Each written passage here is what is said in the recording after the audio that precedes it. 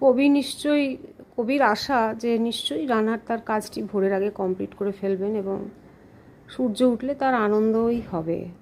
এই আশাতেই কবি এই লাইনগুলি লিখলেন।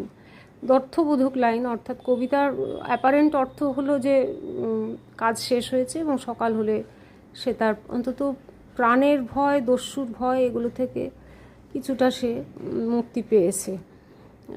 কিন্তু এর ভেতর লুকিয়ে আছে আরও একটি ইনার মিনিং, অর্থাৎ ভেতরের যে উৎপত্তিগত অর্থ যেটাকে আমরা বলি, যে সমাজও যখন অন্ধকারে ডুবে যায়, তারও ভোর আসে, তারও ভোরের আলো ফোটে এবং আলো স্পর্শে জেগে ওঠে সুখের কাল, দুঃখের কাল নিপাত যায়। কবি সুকান্ত ভট্টাচার্য ছিলেন বুদ্ধদেব ভট্টাচার্যের